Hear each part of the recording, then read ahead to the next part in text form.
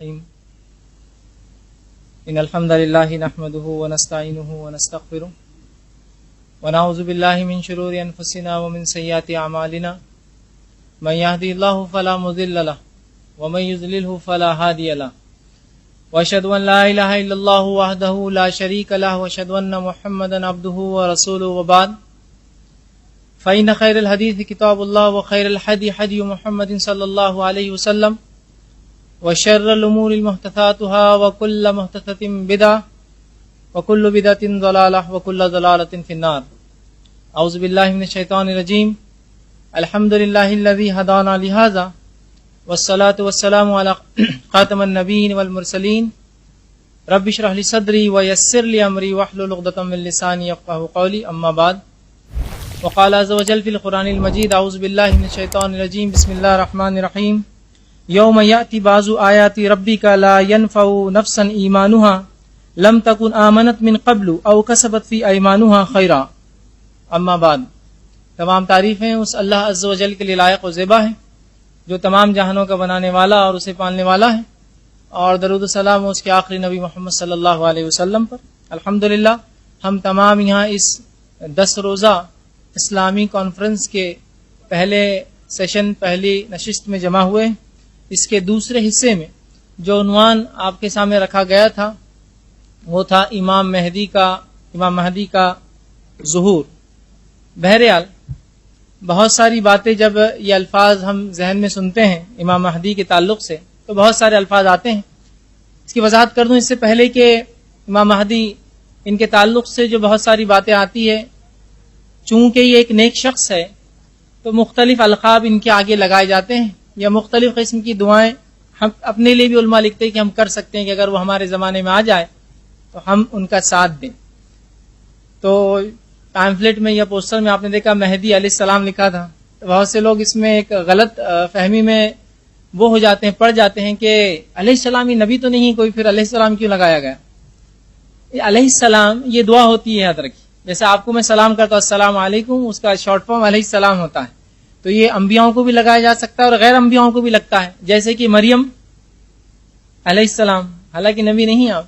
اسی طرح جو ہے بہت سارے اور بھی، لقمان علیہ السلام جبکہ آپ نبی نہیں تھے. اسی معنی میں علیہ السلام مطلب ان پر سلامتی ہو، ایک دعا کی شکل میں ہم کہتے ہیں.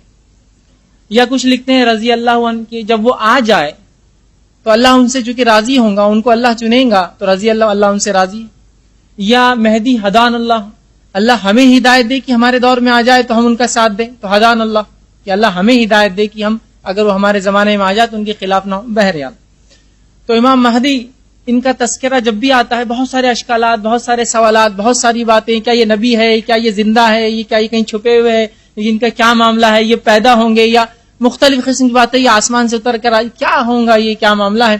اور چونکہ اس کی وضاحت نہیں ہوتی تو معاملہ پھر کیا ہوتا ہے، وہ بگڑتا چلا جاتا ہے. تو یہ بہت زیادہ ضروری ہے کہ علامت قیامت، جو قیامت کی نشانیاں نبی اکرم صلی اللہ علیہ وسلم نے احادیث مبارکہ کے اندر بیان کی ہے، اس کو ہم سمجھیں، اس کو ہم جانیں اور صحیح معنوں میں اس کو سمجھنے کی ہم کوشش کریں. ٹھیک، ورنہ ہوتا یوں کہ قیامت کی جب نشانیوں کی، علامتوں کی بات ہوتی ہے تو امت مسلمہ افراط و تفرید کا شکار ہوتی ہے. زیادتی یا کمی، یا تو آؤٹ آف باؤنڈری ہوتے ہیں یا بہت زیادہ انسائڈ باؤنڈری ہوتے ہیں. افراط و تفرید کا ہم شکار نہیں ہونا. معاملے میں ہمارا عقیدہ وہی ہونا چاہیے جو اہل سنت والجماعت مطلب صحابہ کی جماعت کا عقیدہ تھا. بہرحال وہ کیا تھا وہ بھی آگے رکھوں گا. اس سے پہلے کہ ہم آگے چلیں، چونکہ یہ بھی قیامت کی ایک نشانیوں میں سے ایک نشانی امام مہدی، تو مختصر باتیں قیامت کے تعلق سے ہم پہلے بس چند جملے، چند کلمات رکھتا ہوں کہ قیامت کی جو نشانیاں ہیں اس کے تعلق سے غلط فہمی ہوتی کہ تمام نشانیاں بری ہیں. مثال کے طور پر قیامت کی نشانیوں میں سے ایک نشانی ہے کہ مکے میں اونچی اونچی عمارت تعمیر ہوں گی.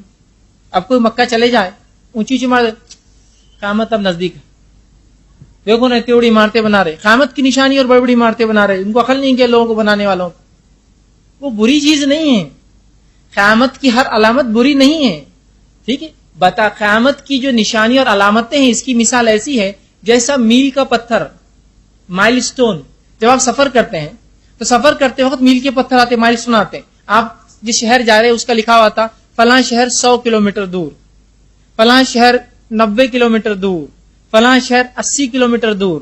تو یہ علامتیں آپ کو در حقیقت بتا رہی ہے وہ چیز کتنی نزدیک ہے. لیکن یہ اچھی اور بری ہو سکتی ہے، لیکن ہر علامت بری نہیں ہے، ورنہ ہر علامت کو برا سمجھتے ہیں. اور جب بھی کوئی بات آتی ہے پیسہ بہت ہو جائے گا، دیکھو تم مالدار لوگ، تم سب نشانیاں قیامت کی، پیسہ بہت ہو جائے گا، حدیث میں ہے نا. تو ہر علامت بری نہیں ہے، میں یہ وضاحت کرنا چاہ رہا ہوں. اچھی اور بری دونوں ہو سکتی علامتیں، ٹھیک ہے. تو کچھ علامتیں بری ہیں، جیسا زنا عام ہو جائیں گا، چوری عام ہو جائیں گی، لوگ جو ہے فحش کو، برائی کو عام کر لیں گے، گانے بجانے کے آلات عام ہوں گے، بری علامتیں ہیں. اچھی علامتیں بھی اس کے اندر بہت ساری، ٹھیک ہے. تو ہر علامت اپنے ذات سے بری نہیں ہوتی، شریعت کے مطابق ہے تو اچھی ہے. علامت ہے صرف آئیڈینٹیفیکیشن ہے، پہچان ہے کہ یہ چیز اتنی دور ہے، نہ کہ وہ اچھا اور برا ہونا. دوسری چیز، ایک چیز یہ ہوتی ہے کہ جب ہم نبی اکرم صلی اللہ علیہ وسلم پر ایمان لاتے ہیں تو اس ایمان کا تقاضا یہ ہوتا ہے کہ نبی اکرم صلی اللہ علیہ وسلم کی کہی گئی ہر بات پہ ہم ایمان لاتے ہیں، یاد رکھیں. ورنہ بہت سارے لوگ نبی اکرم صلی اللہ علیہ وسلم پر ایمان کا دعویٰ کرتے ہیں اور آپ صلی اللہ علیہ وسلم کی باتوں کو اپنی عقلوں پر پرکھتے ہیں، اور عقلوں پر پھر کھری اترے تو مانتے ہیں، کھری نہ اترے تو یار یہ عقل میں نہیں آ رہی، لائق عمل نہیں ہوں گی. ہاں یہ عقل میں بڑی اچھی آ رہی بات، یہ ہونے والا ہے. تو یاد رکھیے میری اور آپ کی عقلیں اتنی اونچی معیار کی نہیں ہے کہ وہ اللہ اور اس کے رسول کی باتوں کو جج کر سکے، اس کے اوپر فیصلہ سنا سکے. یہ بات ذرا غور سے سنیے. ورنہ بہت سارے لوگ ہوتے ہیں جو صحابہ کرام کو بھی جج کرتے ہیں، بلکہ اپنی حدوں سے آگے بڑھ کے انبیاءوں کو بھی جج کرتے ہوں. ایک صاحب ایک دن کہنے لگے اگر نوح علیہ السلام یہ غلطی نہ کرتے تو بڑا اچھا ہوتا. مطلب اب آپ جج کریں یہاں سے بیٹھ کے نوح کیا کرے جس تک سیدھی وہی آتی تھی. ٹھیک، تو اس طرح سے نہ ہماری عقلوں سے نہیں پرکھی جائیں گی یہ چیز کو. تو جب اللہ کے رسول صلی اللہ علیہ وسلم کو قول ثابت ہو جائے کہ یہ صحیح ہے تو پھر من و عن اس کو ماننا پڑے گا. ہم یہ کہہ سکتے ہیں اللہ مجھے توفیق دے، میری عقل کو اتنا وسعت دے کہ میں اس کو سمجھ سکوں، لیکن اپنی عقلوں سے اس چیز کو مت پرکھیے، اس چیز سے اپنی عقل کو پرکھیے. تو جب نبی اکرم صلی اللہ علیہ وسلم میں اور آپ ایمان لاتے ہیں تو آپ کی کہی گئی ہر بات کو من و عن ہم مانتے ہیں اور اس پر عمل کرتے ہیں، اور جو باتیں بتائی گئی ہے جو ہونے والی ہے، فیوچر کی بات جو ہے، مستقبل، اس پر بھی ویسے ہی ایمان لاتے ہیں. ٹھیک، اسی طرح ایک چیز یہ ہوتی ہے کہ قیامت کی نشانیوں کی جو ہے مثال میل کے پتھر کی جو بات میں نے آپ کے سامنے، اسی طرح جو ہے قیامت کب آئیں گی یہ کوئی نہیں جانتا. قیامت کب آئیں گی یہ کوئی نہیں جانتا. یہ الگ بات ہے کہ اس کے متعلق کچھ باتیں ہمیں بتا دی گئی ہیں، اسی کچھ نشانیاں بتا دی گئی ہیں، لیکن قیامت کب آئیں گی ہم کوئی نہیں جانتا. اللہ رب العزت کے علاوہ نہ اس کے مقرب فرشتے، نہ اس کے دیگر فرشتے، نہ کوئی نبی، نہ کوئی پیر، کوئی فقیر کو ولی نہیں جانتا. یہ بات کی وضاحت بہت زیادہ ضروری ہے، ورنہ اسلام کی ایک یا مسلمانوں کی ایک الگ ٹائپ ہوتی ہے. ویسے مسلمانوں کی قسم نہیں ہوتی ہے لیکن ہم نے بنا لیا، وہ ہوتے انٹرنیٹ والے مسلمان. وہ ایک عجیب ہی معاملہ رہتا ہو، انٹرنیٹ پر بیٹھ کر وہ اسلام کی جو اگر اسلام پھیل رہا ہے تو اس کو خوشی ہوتی ہے، اس کی آنکھوں سے آنسو جاری ہوتے، لیکن اذان ہوتی ہے نماز کو نہیں جاتا ہو، خوش ہوتا ہے اسلام بہت پھیل رہا ہے. انٹرنیٹ والا معاملہ ہی ایک عجیب ایک قسم ہے مسلمانوں کی. وہیں وہ بہت برائی کا ایسا کہیں کچھ ہو رہا ہے تو ان کو بڑا شدت سے وہ ہوتا ہے کہ دیکھو فلاں جگہ یہ ہو رہا ہے. ہونا چاہیے، بالکل ہونا چاہیے کہ کسی مسلمان کو کہیں بھی تکلیف ہو تو محسوس ہونا چاہیے، لیکن پڑوسی بھوکے کی تکلیف محسوس نہیں ہوتی، وہاں کی محسوس ہوتی ہے اس کی. یہ ایک عجیب بات ہے نا. فطری چیز تو کیا ہے، میرے گھر والوں کی، میرے پڑوس کی تکلیف پہلے محسوس ہے، بعد میں دور کی، اس کو دور کی محسوس نزدیک کی نہیں ہوتی. تو تھوڑا سا وہاں ایک عجیب قسم کا ایک ماحول ہوتا ہے، ایک عجیب قسم کا ماحول، اور وہاں بہت سارے ویڈیوز ہوتے ہیں، بہت ساری انفارمیشن صحیح غلط بہرحال سب مکس ہوتا ہے، معاملہ کچھ بہرحال طے نہیں ہوتا ہے. اس میں سے لوگ لے لیتے ہیں اور بہت ساری باتیں ایسے کچھ لوگوں نے کہہ دیا قیامت 2012 میں آئیں گی. میں نے کہا پھر قیامت کی علامت اللہ نے جلدی جلدی کر دینا، اس لیے کہ اب 1 سال بچا اللہ کے پاس، صرف 2012 اب ختم ہونے آ رہا، اب 6 مہینے بھی کرنا ہے باقی کام تو ہے نا. کیسے ہوگا؟ تو ایسا کیسے ہو سکتا ہے کوئی طے کر لے کہ قیامت فلاں دن آئیں گی، جب کہ نہ کوئی مقرب فرشتہ جانتا ہے، نہ اس کے نبی نے کبھی بتایا. جو کچھ قیامت کے بارے میں اللہ کی کتاب نے کہا، نبی اکرم صلی اللہ علیہ وسلم کی حدیث نے کہا، وہ کیا ہے معلوم؟ وہ یہ کہا بڑی قریب ہے، بہت نزدیک ہے، ان قریب ہے، تم غفلت میں رہو گے اور وہ آ جائیں گے. مطلب بہت زیادہ قریب ہے، لیکن کب میں نہیں جانتا، کب ہم نہیں جانتے، کب نبی اکرم صلی اللہ علیہ وسلم، کب کوئی نہیں جانتا، کوئی نہیں جانتا. یاد رکھ، حتیٰ کہ انجیل کا مطالعہ کرے تو عیسیٰ علیہ السلام سے سوال ہو کہ قیامت کب آئیں گے، آپ نے فرمایا میرے رب کے علاوہ کوئی نہیں جانتا ہے. کسی نبی نے نہیں کہا، اس لیے کوئی نہیں جانتا قیامت کب آئیں گی.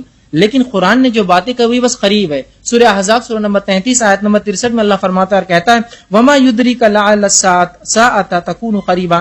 آپ کو کیا خبر ہے ممکن ہے قیامت بہت قریب ہو. نبی اکرم صلی اللہ علیہ وسلم کو کہا جا رہا ہے کہ آپ کو کیا پتا قیامت کا ممکن ہے بہت قریب ہو. تو قیامت کا تذکرہ جب بھی اللہ نے قرآن میں کیا قریب کے الفاظ ہی کہیں نہ کہیں اس کے اطراف آتے ہیں کہ قریب ہے، بہت ممکن ہے، آئین نزدیک ہے. اسی طرح دوسرے مقام پہ فرمایا سورہ نوح کے اندر آیت 6 اور 7 میں انہم یرونہ بعیدا ونراہ قریبا. تم اسے دور دیکھتے ہو، ہم نزدیک دیکھتے ہیں قیامت کو. مطلب مشرکین مکہ کو جب رسول اللہ صلی اللہ علیہ وسلم بتا رہے قیامت آنے والی ہے تو وہ اسے دور دیکھ رہے ہیں. اللہ کہہ رہا ہم قریب دیکھتے ہیں اس کو. مطلب بس ہے کب ہے ہم نہیں جانتے، بس قریب ہے، لیکن غفلت میں ہم ہوں گے اور آ جائیں گے کبھی بار. ٹھیک. اسی طرح اللہ رب العزت قرآن میں فرماتا ہے سورہ قمر سورہ نمبر 54 آیت نمبر 1 میں کہتا ہے اقتربت الساعۃ وانشق القمر کہ قیامت آ گئی اور چاند ٹکڑوں میں ہو گیا. تو بہرحال لیکن کب آئیں گے ہم نہیں جانتے. جو کچھ پتا ہے کہ بہت قریب ہے، نزدیک. اب قیامت کی جو علامتیں ان کی دو قسمیں ہیں. وہ علامتیں جو بڑی ہیں، وہ علامتیں جو چھوٹی ہے. اب اس میں فرق کیا ہے آپ بولیں گے بڑی علامتیں کیا ہوتی ہے اور چھوٹی کیا ہوتی ہے؟ تو سن لیجئے. قیامت کی چھوٹی علامتیں وہ ہوتی ہے کہ جو فطری ہے، جو ہوتا ہے اس میں اضافہ ہو جائیں گا. جیسے جھوٹ لوگ آپ صلی اللہ علیہ وسلم کے دور میں بولتے تھے، جھوٹ لوگ آج ہی بولتے ہیں، قیامت سے پہلے زیادہ بولیں گے. چھوٹی علامت. زنا آپ صلی اللہ علیہ وسلم کے دور میں بھی ہوتا تھا، زنا آج بھی ہوتا ہے، زنا قیامت سے پہلے بھی ہوگا، قیامت تک ہوگا، لیکن تب زیادہ ہو جائیں گا. تو چھوٹی علامت ہے. گانے بجانے کے آلات نبی اکرم صلی اللہ علیہ وسلم کے دور میں بھی تھے، آج بھی ہے، قیامت سے پہلے لیکن زیادہ ہو جائیں گے. تو یہ چھوٹی علامت. قیامت کی بڑی علامتیں وہ ہوتی ہے جو فطرت سے ہٹ کر، معمول سے ہٹ کر، قدرت سے ہٹ کر ہوں گی. وہ جیسے کہ آسمان سے کسی کا اترنا اور لوگوں کا اس کو دیکھنا، جیسا عیسیٰ علیہ السلام کا نزول فطرت سے ہٹ کر چیز ہے نا، عام طور سے نہیں ہوتا ایسا. ٹھیک ہے. اسی طرح جو ہے یاجوج اور ماجوج قوم کا نکلنا فطرت سے ہٹ کر ہے، ہم نہیں جانتے کون ہے. اسی طرح زمین سے کسی جانور کا نکلنا جو انسانوں سے بات کرے فطرت سے ہٹ کرے. تو جو نشانیاں فطرت سے ہٹ کرے، سورج کا اپنے الٹے سمت سے نکلنا جبکہ روز جہاں سے نکلتا ہے مشرق سے نکل کر مغرب میں ڈوبتا ہے، مغرب سے نکل جائے فطرت سے ہٹ کرے. تو یہ وہ نشانیاں جو فطرت سے، قدرت سے، معمول سے ہٹ کر ہوتی ہے وہ بڑی، اور جو فطرت کے مطابق ہے لیکن قیامت سے پہلے زیادہ ہو جائیں گی وہ چھوٹی کہلاتی. تو میں انہی نشانیوں میں سے ایک نشانی، یقیناً یہ قیامت کی بڑی نشانیوں میں سے نہیں امام مہدی کا ظہور، اس کے بعد کی نشانیاں بڑی ہے سب جو آئیں گی، لیکن یہ سلسلہ اس کڑی کے بغیر مکمل نہیں ہوگا. اس کڑی سے جب شروع کروں گا تو یہ بات اگلی سمجھ میں آئیں گی. جو نشانیاں ہیں جس کو 5 جفت راتوں میں ہم نے رکھا جو ایون نائٹس ہے، اور اس میں سے آج جو پہلی کڑی میں انشاءاللہ امام مہدی کا ظہور، اس کے تعلق سے کچھ باتیں آپ کے سامنے انشاءاللہ عزیز رکھنے کی کوشش کروں گا. تو یہ چند باتیں تھی جو تمہیدی تھی. آئیے اب دیکھتے ہیں چند باتیں امام مہدی کے تعلق سے جب ان کا نام سنتے ہیں جو ذہن میں آتی ہے. پہلی چیز ذہن میں آتی ہے وہ یہ کہ کون ہوں گے، کیا نسب ہوگا، کہاں سے آئیں گے، کیا کام کریں گے. ٹھیک ہے. اس وقت کیا دنیا میں ہے یا نہیں ہے، ایسے مختلف سوالات آپ کے اور میرے ذہن میں بہرحال آتے ہیں جب وہ نام سنتے ہیں. تو یاد رکھیے اگرچہ آخری زمانے میں جو احادیث میں بات آتی ہے کہ فتنہ، فساد، برائی، شر، گناہ بڑھ جائیں گے اور ساری دنیا ظلم اور ستم میں ڈوبی ہوئی ہوں گی، انسانیت جو ہے ظلم کے تلے دبی ہوں گی، کوئی دب رہا ہوگا اور کوئی دبا رہا ہوگا، اس زمانے میں روشنی کی ایک کرن نکلیں گی کہ امام مہدی اللہ رب العزت ان کو ظاہر کریں گا. تو جس طرح سے دنیا فتنے اور فساد میں پھنسی ہوں گی قیامت سے پہلے، اس فتنے اور فساد سے اللہ رب العزت اس شخص کے ذریعے اس کو امن و امان پر لے آئیں گا. اب بہرحال بنیادی کوشچنز جو ہوتے ہیں کون ہوں گے، کیا ہوں گے، چند باتیں اس کے تعلق سے میں رکھتا ہوں. کہ پہلا سوال جو آتا ہے امام مہدی کون ہوں گے، دوسرا ان کا ظہور کا سبب کیا ہوگا، کب ہوں گے، مطلب کیا حالات ہوں گے، وہ کہاں ظاہر ہوں گے، اسی طرح کیا وہ اس وقت دنیا میں موجود ہے، اسی طرح کہ ان کے کام کیا ہوں گے، کیا کارنامے انجام دیں گے دنیا میں آئیں گے تو، اور ان کے پیروکار کون ہوں گے، کون ان کا ساتھ دیں گا، کون ان کے متبع ہوں گے، کیا کارنامے انجام دیں گے. انشاءاللہ عزیز چند ایسے باتیں جو ہے اس لفظ کے ساتھ جڑے ہیں آپ کے سامنے آج میں مختصر سے رکھنے کی کوشش کروں گا. ٹھیک ہے. اب امام مہدی کا ظہور یہ کب ظاہر ہوں گے، ٹھیک ہے، تو یہ آخری زمانے میں ظاہر ہوں گے، اور ان کے تعلق سے نبی اکرم صلی اللہ علیہ وسلم جو احادیث ہے وہ اس طرح سے ہے، اور کم و بیش آپ صلی اللہ علیہ وسلم سے ان کے تعلق سے 50 حدیثیں آتی ہے ادر کی، صحیح اور حسن درجے کی، اور کچھ اس میں ضعیف ہے، لیکن کم و بیش پورا مکمل 50. اور صحابہ کے 60 سے زیادہ آثار، مطلب وہ باتیں جس میں صحابی رسول اللہ سے سیدھے نہیں کرتا ہے روایت، لیکن وہ کہتا ہے خود، تو ہو سکتا ہے ان کا رائے ہو یا آپ صلی اللہ علیہ وسلم سنا بھی، اس کو آثار کہتے ہیں. تو 60 سے زیادہ صحابہ کے آثار ملتے ہیں، اور جو ہے تقریباً 50 کے قریب احادیث ملتی ہے. اس میں ضعیف بہرحال شامل ہے، اس کو چھوڑ دیتے 40 کے قریب صحیح احادیث اس کے تعلق سے ہمیں ملتی ہیں. ٹھیک. تو امام مہدی جو ہے، یہ مہدی ان کا ظہور کب ہوگا؟ ٹھیک ہے. تو یہ قیامت سے پہلے آئیں گے، اور قیامت سے پہلے یہ چھوٹی علامتوں میں آخری اور بڑی علامتوں کی سٹیپ شروع ہوں گی یہاں سے. ان کے بعد ہی پوری بڑی علامتیں میں ان کے زندگی میں 2 آئیں گی، عیسیٰ علیہ السلام کا نزول، یاجوج ماجوج کا خروج ان کے زمانے میں، اور بہرحال اس کے بعد دیگر علامتیں اور نشانیاں آئیں گی.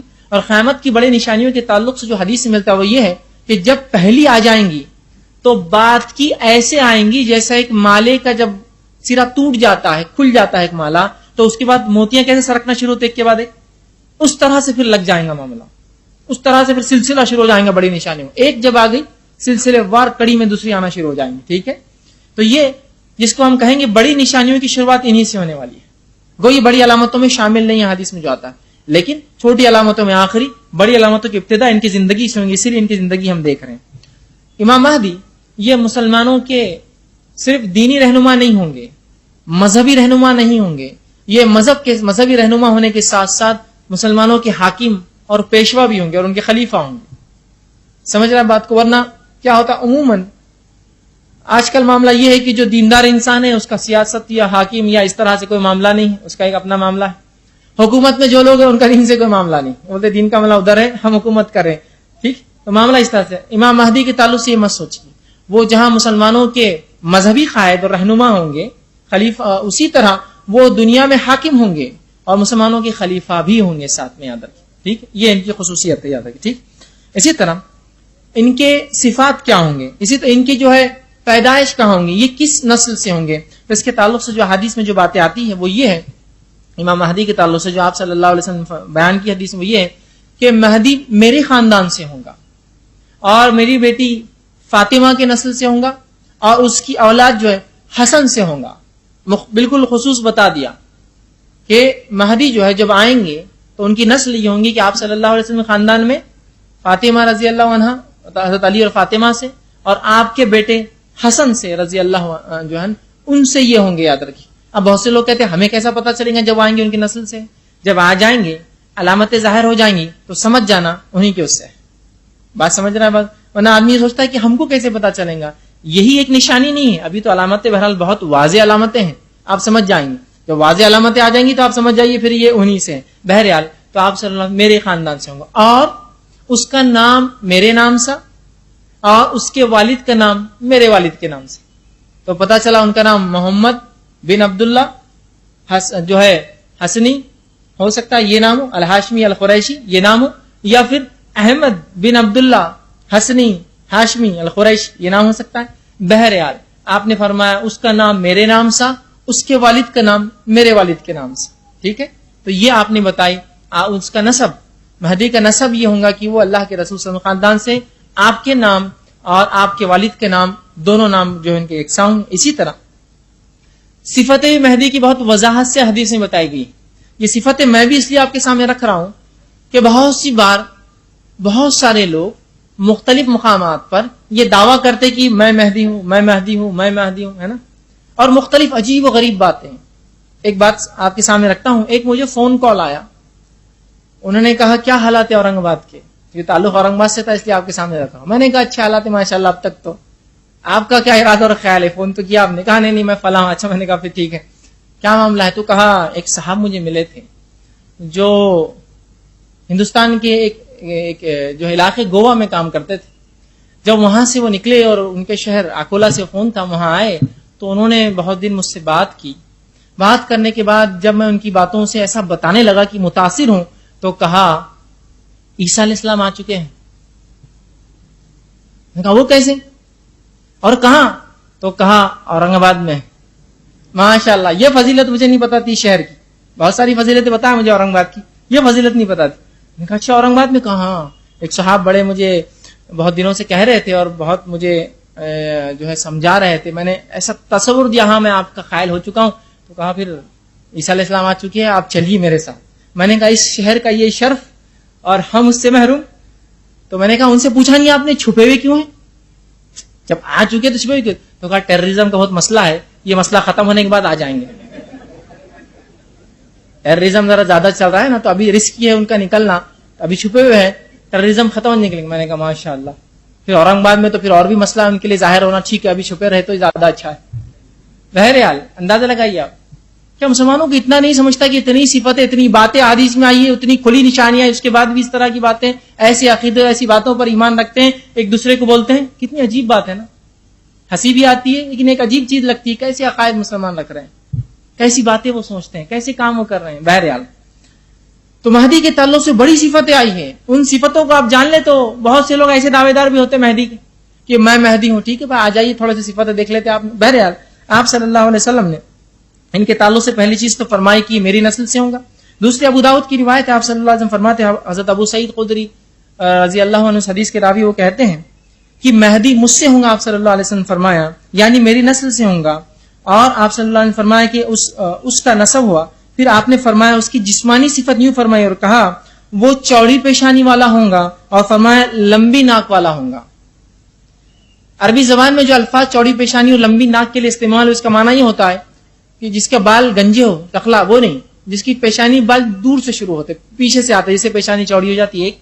دوسرا لمبی ناک والا ہوں گا، تو اس کا معنی ہوتا ہے لمبی، چپٹی اور اونچی اور کھڑی ناک، یہ معنی ہوتا ہے۔ اب بہت سارے لوگ مہدی کا دعویٰ کرتے ہیں بڑی بڑی چوڑی ناکیں، صفتیں بالکل حدیث سے واضح ہے، کس کے پورے بال غائب، کس کو بال ہے تو سامنے تک آ رہے ہیں۔ دیکھیے نہ صرف نسل کی بلکہ آپ صلی اللہ علیہ وسلم نے جسمانی صفتیں بتائی، تو بہت سارے لوگ جسمانی صفتوں میں فیل ہو جاتے ہیں، لیکن پتہ نہیں لوگ، ایک تو نام آپ کے نام سا، والد کا نام آپ کے والد کا نام سا، تو پہلے تو نام اس کا مہدی کا، وہ اگر کوئی دعویٰ کرے تو محمد بن عبداللہ یا احمد بن عبداللہ، نام فیل۔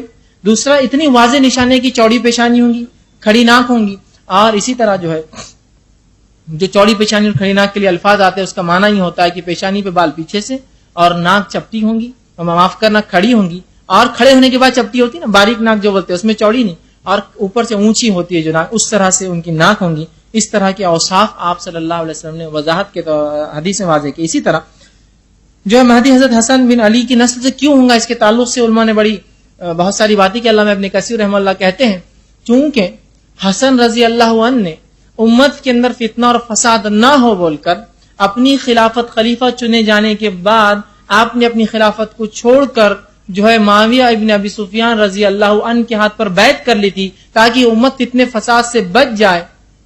تو علماء لکھتے ہیں یہ ان کا، چونکہ انہوں نے امت کو ایک بہت بڑا احسان کیا، امت کو دو ٹکڑوں میں بٹنے سے بچا لیا، اور اللہ رب العزت لوگ جب ایسے احسانات کرتے ہیں تو ان کے نسلوں میں ان کی اولاد کو اس کے فائدے پہنچاتا ہے۔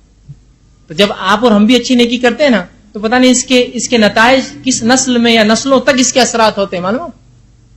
جیسے کہ علامہ ابن کثیر اپنی تفسیر میں لکھتے ہیں سورہ کہف کے واقعے کے اندر جو خضر علیہ السلام نے وہ جو دو یتیموں کی ایک دیوار تھی گر رہی تھی اس کو بنایا، وہ لکھتے ہیں ان کی 10ویں نسل میں، 10ویں مطلب جو ان کے والدین سے مراد 10ویں نسل میں کچھ اچھے لوگ تھے، ان کی نیکی کی وجہ سے اللہ نے 10 نسل بعد ان بچوں کے لیے خضر علیہ السلام کو اس کام کرنے لگایا۔ تو نیکی کرنے کے فائدے یہ بھی ہوتے ہیں، نسل در نسل اس کے فائدے ہو سکتے ہیں۔ تو وہ لکھتے ہیں چونکہ انہوں نے بہت بڑا کارنامہ انجام دیا تھا کہ امت کو دو ٹکڑے ہونے سے بچا لیا اور بیعت کر لی، تو اللہ رب العزت نے اس کے بدلے میں ان کو یہ شرط دیا کہ ان کے نسل سے جو ہے وہ مہدی کا جو ہے ظہور کریں گا یا ان کو لے آئیں گا۔ ٹھیک، اسی طرح اب ان کی حکمرانی کی مدت کیا ہوں گی، دنیا میں آئیں گے، اوصاف یہ حکمرانی کی مدت کیا ہوں گی؟ تو دیکھیے حکمرانی کی جو مدت ہوں گی اس کے تعلق سے مختلف روایتیں آتی ہیں جس میں 7، 8 اور 9 سال کے الفاظ ہوتے ہیں، اور تینوں بھی کوئی مسئلہ نہیں ہے اس کے اندر، تینوں میں بھی کوئی مسئلہ نہیں، ہو سکتا 9 سال جیے، 7 سال میں جو اچھا دور ہو سکتا ہے 9 سال جی 8 سال جو بہترین دور ہو سکتا ہے 9 سال جیے 7 سال بہترین دور ہو، 1 سال ابتدائی آرگنائز کرنے میں لگے۔ تو یہ مختلف باتیں ہیں یاد رکھیں، حدیث کے اندر آتا ہے 7 کا بھی لفظ ہے، 8 کا بھی لفظ ہے اور 9 کا بھی لفظ ہے، تو کنفیوز مت ہوئیے، اس لیے کہ کبھی کبھار ہم بھی ایسا کرتے ہیں نا، کوئی چیز کے تعلق سے مختلف وقت بتاتے ہیں لیکن وہ مختلف چیزوں کے تعلق سے وقت ہوتا ہے، مکمل چیز کا وقت نہیں ہوتا ہے، سمجھے کہ بھائی یہ کام کتنی دیر میں ہوگا، 10 منٹ میں، وہ کام کتنی دیر میں ہوگا، اسی کے اندر کا ہی کام 12 منٹ لگیں گے نا، لیکن وہ ایک ہی چیز کے اندر. تو یہ بات بھی ہو سکتی ہے کہ 9 سال مکمل وقت ہو، 7 سال فلاں کا 8 سال، تو مختلف 3 باتیں آتی ہیں، لیکن بہرحال تینوں اپنے اعتبار سے درست ہو سکتی ہے. اس کو تھوڑا سا آگے پیچھے ہم کو سمجھنا پڑے گا بہرحال. اور چونکہ یہ بات قیامت سے پہلے کی ہو رہی ہے تو بہت ساری چیزیں حالات کے اعتبار سے تب کیسی ہوں گی واللہ عالم تصور کر سکتے بہرحال. لیکن جو باتیں آتی وہ اس طرح سے مسلمانوں کے حکمراں ہوں گے اور 7 8 یا 9 سال تک جو ہے 9 سال ان کا وقت ہوگا، جس کے اندر 7 سال یا 8 سال 9 سال جو حکومت کریں گے، اور یہ سب سے بہترین دور ہوگا مسلمانوں کا. ٹھیک، اسی طرح ان کا ظہور کہاں ہوگا؟ مہدی کا ظہور جو ہم کہہ رہے ہیں، تو سب سے پہلی چیز رکھ لیجئے، یہ کوئی آسمان سے اترنے والے نہیں ہیں، یہ کوئی نبی نہیں ہے، یہ پیدا ہوں گے. کسی کی نسل سے ہونا تو پیدا ہونا پڑتا ہے انسان، تو یہ پیدا ہوں گے اور قیامت سے پہلے ہی ہوں گے. یہ بھی مت سوچیے کہ ابھی پیدا ہو گئے کہیں تو بھی چھپے ہوئے گے ادھر اور چھپ کے اپنی تحریک چلا رہے ہوں گے، تنظیم بنا رہے ہوں گے. نہیں، ضرورت نہیں ہوں گی اس کو. اس زمانے میں ان کو یہ سب چیزوں کی ضرورت نہیں ہوگی، اس لیے کہ اللہ نے ان کے آنے سے پہلے اتنی واضح پیشن گوئی اپنے نبی کے ذریعے ہم کو بتا دی، ہم پہچان لیں گے یہ فلاں شخص ہے، وہ ضرورت نہیں ہوگی اس چیز کی. ٹھیک ہے، تو ان کا ظہور جو ہے جو ہوگا، مطلب جب ہم پر امت پر ظاہر ہوں گے قیامت سے پہلے، اس لیے کہتے ہیں مہدی کا ظہور، عیسیٰ کا نزول علیہ السلام، اس طرح کے الفاظ ہے. ٹھیک ہے، یاجوج و ماجوج کا خروج، وہ نکلیں گے، ہے ابھی چھپے ہوئے نکلیں گے وہ، ٹھیک، خروج. ٹھیک ہے، تو یہ ظاہر ہو جائیں گے، مطلب ہے اس زمانے میں پیدا ہوں گے اور تب ظاہر ہوں گے لوگوں پر، ہم پر. لیکن یہ اب ہے، ابھی شروع ہے، آپ سن کی نسل سے پیدا ہو گئے، کہیں چھپے ہیں فلاں، اس طرح کے عقیدے یاد رکھیے اہل سنت والجماعت صحابہ کے نہیں تھے. ٹھیک، تو اب یہ ظہور کہاں ہوگا؟ تو حدیث میں جو آتا ہے کہ وہ مشرق میں کہیں ظہور کریں گے، خلافت ایک دوسری جگہ سے کریں گے، آپ کے ہاتھ پہ لوگ بیٹھ ایک جگہ سے کریں گے، لیکن ظاہر آپ مشرق سے ہوں گے. اللہ عالم کہاں سے، تفصیلات موجود نہیں، بس مشرق سے ہوں گے، کہیں نہ کہیں جو ہے مشرق کی طرف سے جو ہے وہ ظاہر ہوں گے، ایسٹ سائڈ میں ظاہر ہوں گے. ٹھیک ہے، مشرق سے جو ہے وہ ظاہر ہوں گے. اب مشرق کے علاقہ میں آپ کہہ سکتے ہیں کہ عراق یا ایران یا مختلف علاقے جو اس سائڈ میں آتے ہیں، یاد رکھیے سعودی عرب کے اعتبار سے مشرق میں، مغرب ان کا وہ سائڈ ہوں گے. ٹھیک، تو اس طرف سے کہیں علاقے سے بہرحال وہ ظاہر ہوں گے. اسی طرح ان کا وہ ظاہر ہونے کا وقت کیا ہوگا، کب یہ ظاہر ہوں گے؟ تو اس کے تعلق سے جو بات پتہ چلتی وہ یہ ہے، جب امام مہدی ظاہر ہوں گے تب مسلمانوں کی خلافت ہوں گی. اس لیے کہ حدیث میں الفاظ ہے کہ مسلمانوں کے خلیفہ کا انتقال ہو جائے گا اور خلیفہ کے 3 بیٹے آپس میں لڑیں گے خلافت کے لیے، اور کعبے کے اندر ایک خزانہ ہوگا اس کو لوٹنے کے لیے. کس کے پاس جائے گا وہ خزانہ؟ واللہ عالم کیا خزانہ ہوگا، کیسے نکلیں گا ہم نہیں جانتے. تب جو ہے مہدی کا جو ہے ظہور ہوگا. سمجھ رہا ہے بات کو؟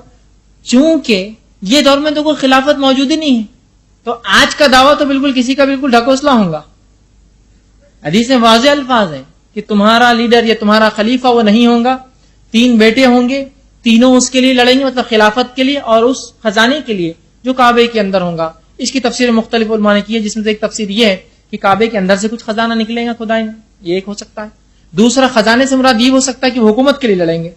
تیسرا معنی یہ ہو سکتا ہے کہ جو دریا ہے ایک جو عراق کے اندر یوفریٹس جس کو بولتے ہیں، دریا جو ہے افرات جس کو کہتے ہیں، اس میں حدیث میں آتا ہے اس کی ایک چھوٹی علامتوں میں سے سونے کا پہاڑ اچانک نکلیں گا. کیسے ہم نہیں جانتے، کہ جو قیامت کی علامت ہے بہرحال نکلیں گا، خزانہ نکلیں گا جس کو لوٹنے مسلمان جائیں گے. آپ نے فرمایا کہ وہاں مت جانا، اس میں سے کچھ مت لینا اگر تم موجود ہو وہاں. ہو سکتا ہے وہ خزانہ لا کے کعبے میں ڈپازٹ کر دیا جائے، تب ہو سکتا ہے اس کے لڑے. بہرحال جو بھی شکلیں ہو، تو بات یہ پتا چلتی ہے کہ خلافت ہوں گی جب مہدی آئیں گے. ٹھیک ہے، خلیفہ ہوں گے اور خلیفہ کے 3 بیٹے جنگ کریں گے، کون اس کو سنبھالے گا. ٹھیک ہے، اور اس کے بعد پھر وہاں سے مہدی جو ہے مکہ شہر میں ظاہر ہوں گے کہیں جو ہے اس علاقے کے مشرق کے. لیکن جب ظاہر ہوں گے تو مکہ میں ظاہر ہوں گے، شہر مکہ کے اندر ظاہر ہوں گے. اور جب آپ ظاہر ہوں گے لوگوں کو پتا چلے گا تو آپ کعبے اور مقام ابراہیم کے بیچ میں کہیں لوگوں سے بیعت لیں گے، لوگ پہچانیں گے اور آپ کے ہاتھ پہ بیعت کریں گے. اسی طرح صوبان رضی اللہ عنہ فرماتے ہیں، آپ سن کی ایک حدیث فرماتے اور کہتے ہیں، ابن ماجہ کی روایت ہے، اور وہ کہتے ہیں تمہارے کعبے کے خزانے کے پاس 3 آدمی آپس میں جنگ کریں گے، ان میں سے ہر ایک خلیفہ کا بیٹا ہوگا. جب مہدی آئیں گے تو کیا ہوں گے حالت؟ 3 لوگ جو بیٹے ہوں گے وہ خزانے کے لیے وہاں لڑ رہے ہوں گے، بیٹا ہوگا، مگر یہ خزانہ کسی کو بھی نہیں ملے گا. آپ فرماتے ہیں کہ پھر مشرق سے کالے جھنڈے نمودار ہوں گے، وہ تم کو اس طریقے سے قتل کریں گے کہ جس سے پہلے کوئی مثال نہ ملتی ہو. صوبان کہتے ہیں رضی اللہ عنہ نے کہا، پھر آپ صلی اللہ علیہ وسلم نے کوئی بات فرمائی جو مجھے یاد نہ رہی حدیث کے اندر. ٹھیک ہے، پھر آپ نے فرمایا جب تم اس مہدی کو دیکھو تو اس کی بیعت کر لو، خواہ تم برف پر گھٹنوں کے بل گھسیٹ کے تمہیں جانا پڑے. مطلب جب مہدی آ جائے، واضح علامتیں آ جائے تو دیر نہ کرنا اس کے ہاتھ پر بیعت کر دیں، مطلب ان کی طرفداری کرنا، ان کے ساتھ ہو لینا، خلاف ورزی نہ کرنا. ٹھیک ہے بات سمجھ رہے؟ اور جب وہ ظاہر ہوں گے تو ایک جنگ ہوں گی جس میں ظاہر سی بات ہے حق کو بلند کرنے کے لیے مہدی کو بھی لڑنا پڑے گا، اس لیے کہ لڑائی ہر بار بری نہیں ہوتی ہے، امن کے لیے بھی جنگیں ہوتی ہے.